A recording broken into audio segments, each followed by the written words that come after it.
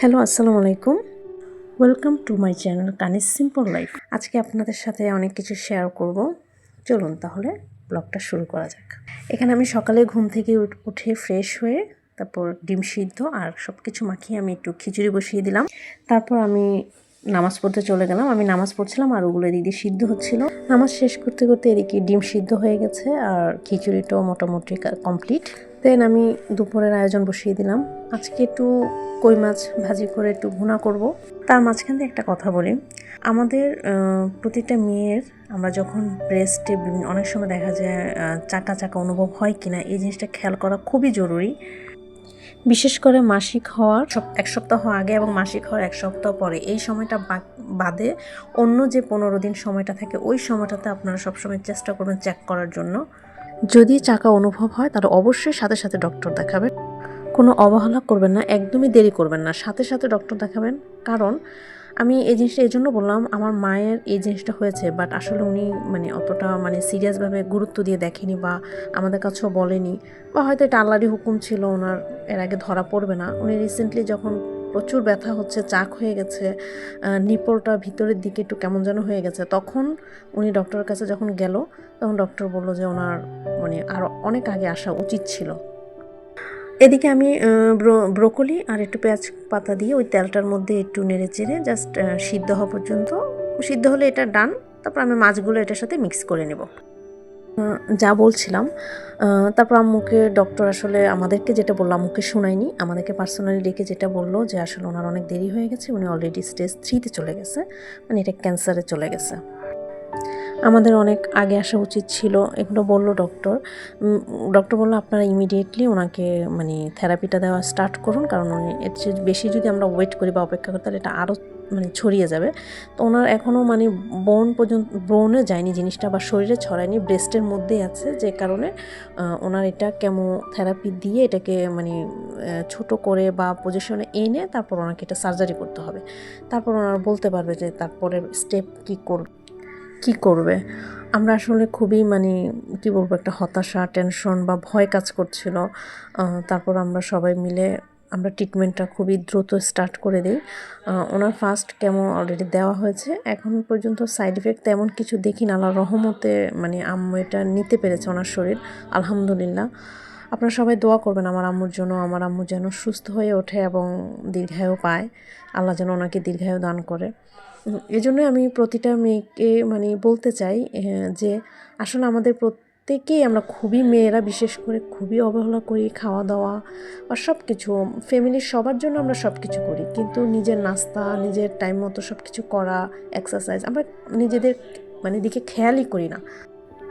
আমরা আসলে চেষ্টা করব নিজেদের খেয়াল রাখার জন্য, পরিবারের অবশ্যই সবার খেয়াল রাখবো, পাশাপাশি নিজেকে বাদ দিয়ে দিলে চলবে না, নিজের খেয়ালটাও রাখতে হবে।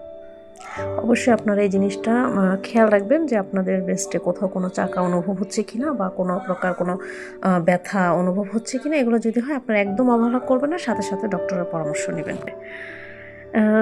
দোয়া করবেন সবাই আমার আম্মুর জন্য। যাই হোক, তারপরে আমি এখানে রান্না স্টার্ট করলাম হচ্ছে আজকে একটু চিংড়ি মাছ দিয়ে লাউ শাক রান্না করব। এই যে চিংড়ি মাছগুলো আমি অলরেডি দেখেছেন, আমি ভেজে একটু মশলা কষিয়ে নিয়েছি, তারপর ওখানে লাউ শাকগুলো এখন দিয়ে দিব। লাউ শাকগুলো দেওয়ার পর আমি নেড়ে চেড়েটা যখন সিদ্ধ হয়ে যাবে, তারপর আমি ধনেপাতা কাঁচামরিচ দিয়ে নামিয়ে নেব। এই তো এদিক দিয়ে শাক যখন ডান হয়ে যাবে, তারপরে আমি চলে যাব হচ্ছে নাস্তার জন্য, কারণ বাচ্চাকে উঠাবো, আগে উঠিয়ে ওকে ফ্রেশ করে ওকে ড্রেস পরিয়ে তারপর আমরা দুজন মিলে নাস্তা করে 7:30টায় আমরা বের হয়ে যাব, কারণ 7:30টার স্কুলে বাস আছে। সকালে আমি চেষ্টা করি দুপুরের 2টা আইটেম করার জন্য, আর যেহেতু আবার নাস্তা ডিম সিদ্ধ বা যে কোনো একটা নাস্তা করতে গেলে এখানে টাইম লেগে যায়, 7:30টার মধ্যে আমাকে যেভাবেই হোক 7টার মধ্যে রান্না কমপ্লিট করে আমাকে হাফ ঘন্টা রাখতে হবে রেডি হওয়ার জন্য, নাস্তা করার জন্য। তারপর আমি স্কুলে চলে যাই বাচ্চাকে নিয়ে, সেখানে বাচ্চাকে স্কুলে দিয়ে আমি ওকে অনেক সময় একেবারে ছুটির পরে নিয়ে তারপর একবারে ফিরি, আবার অনেক সময় মাঝখানে আসি, এটা ডিপেন্ড করে, আমার যদি কোনো কাজ থাকে তাহলে চলে আসি, কোনো কাজ না থাকলে আমি ওখানেই থাকি, সময় দিই, ভাবিদের সাথে অনেক সময় একটু সময় দিই। সকালে যাওয়ার সময় আবার এই যে মুরগিগুলোকে একটু খাবার দিয়ে গেলাম, কারণ ওরা তো রাতের বেলা স্বাভাবিক অনেকক্ষণ না খেয়েছিল, তাই সকালে ওদেরকে একটু বের করে খাবার টাবার দিয়ে ওদেরকেও খাওয়ালাম। তারপর ওদেরকে খাঁচায় দিয়ে আমি সারাকে নিয়ে বের হয়ে গেলাম। তারপর সারার স্কুল যখন ছুটি হয় তারপর আমরা চলে আসি। আসার পর ওদেরকে যে দুপুরের একটু খাবারের ব্যবস্থা করলাম, ওরা খাওয়া দাওয়া করলো। ওদের খাওয়া দাওয়া শেষ হওয়ার পরে ওদের হুজুর আসে। হুজুর এসে হুজুর যখন পড়াচ্ছিল তখন আমি আবার এই যে সকালে ডালটা ভিজিয়ে গিয়েছিলাম ওইটাকে আমি ওয়াশ করে দেন এটাকে পেস্ট করেছি ব্লেন্ডার দিয়ে। পেস্ট করার পরে আমি পেঁয়াজ রসুন মানে যা যা প্রয়োজন হয় পেঁয়াজ বানানোর জন্য আমি সব কিছু কুটে রেডি করে মিক্স করে আমি জাস্ট মানে রেডি করে রেখেছি, যাতে আমার বিকেলে তাড়াতাড়ি হয় বা সন্ধ্যায় আমি যখন নাস্তাটা করব তখন যেন আমার খুব বেশি একটা সময় না লাগে। এই সময়টা আমি আর কি এখানে প্রসেসিংটা করে রাখলাম। তারপর আমিও এটাকে আমার খাবারটাও খেয়ে ফেললাম। দেন আমি সারা আমরা দুজনেই হুজুর যাওয়ার পরে একটু রেস্ট করব, আমার ছেলে সহ। এই তো রেস্ট কমপ্লিট হলে একটু বিকেলের দিকে যখন আসর আজান দেয় তখন আমরা উঠে যাই। উঠে গিয়ে আমরা আমাদের টুকিটাকি কাজগুলো কমপ্লিট করে আমরা একটু বাইরে ঘুরতে চলে যাই, কারণ বাচ্চারা ওই টাইমে আসলে বাসায় থাকতে চায় না, একটু বাইরে যাবেই এরকম একটা পরিস্থিতি। তারপর আমি ওদেরকে নিয়ে একটু বাইরে যাই। আজকে কোথায় গেলাম চলুন দেখি।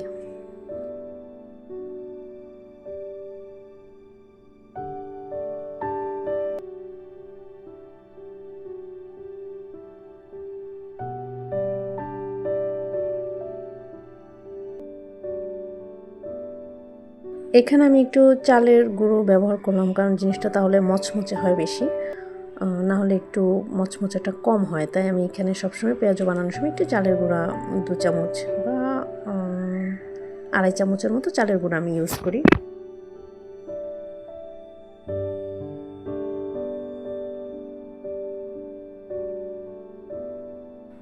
এই যে আজকে আমরা ফুলের রাজ্যে চলে গেলাম। আমরা যেখানে থাকি সেখানেই একটা এরকম ফুলের একটা মানে আলাদা একটা ডিপার্টমেন্ট আছে, ওখানে আমরা চলে গেলাম। আসলে ফুল হচ্ছে এমন একটা জিনিস, ফুল পছন্দ করে না এমন মানুষ খুঁজে পাওয়া খুবই দায়, কারণ ফুল এমন একটা জিনিস যাকে দেখলে মনটা এমনিতেই ভালো হয়ে যায়। ফুলগুলো কেমন লাগলো আপনারা অবশ্যই কমেন্টে জানাবেন।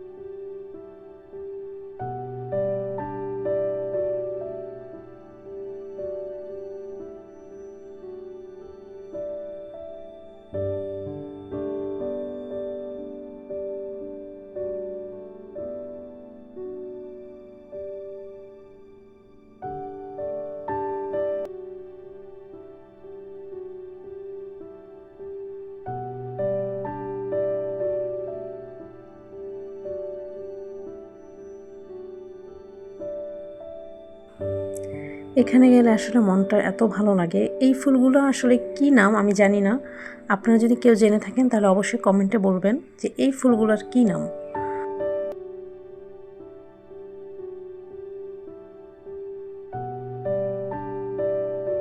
এখন যেহেতু শীত প্রায় শেষের দিকে, তাই এই ফুলগুলো এই সময়টাতেই ফুটে। কিছুদিন পরে যেমন এই যে ফাল্গুন, তার কিছুদিন পরে দেখা যাবে এই ফুলগুলো আস্তে আস্তে ঝরে পড়বেন বা নষ্ট হয়ে যাবে, তখন হয়তো অন্য কোনো ফুলের চাষ করবে। এটা হর্টিকালচারের একটা মানে প্লট। এখানে এটি মানে এই ইনস্টিটিউটটা হচ্ছে হর্টিকালচার, এখানে যত রকমের ফুল বা যা আছে এখানে সব কিছু রিসার্চ করে থাকে। এই তো এখানে ঘোরাঘুরি শেষ হওয়ার পরে আমরা সন্ধ্যার আগে চলে আসি বাসায় এসে আমি আমার যে কাজগুলো থাকে সেগুলো একটু একটু করে স্টার্ট করি। যেমন আমি প্রথমে এসে ওই যে আমি যে পেঁয়াজুটা রেডি করে গিয়েছিলাম সেই পেঁয়াজুটা আমি ভাজবো।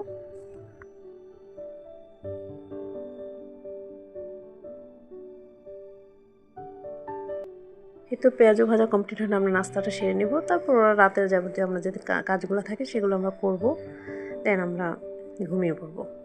এভাবেই আমাদের দিনটা কেটে গেল। আজকে খুবই সুন্দর একটা দিন কাটলো আলহামদুলিল্লাহ। আপনাদের সবাইকে অনেক অনেক ধন্যবাদ আমার সাথে এই এতক্ষণ পর্যন্ত থাকার জন্য। আপনাদেরকে অনেক অনেক ধন্যবাদ। আজকের মধ্যে এখানেই বিদায় নিচ্ছি। আল্লাহ হাফেজ।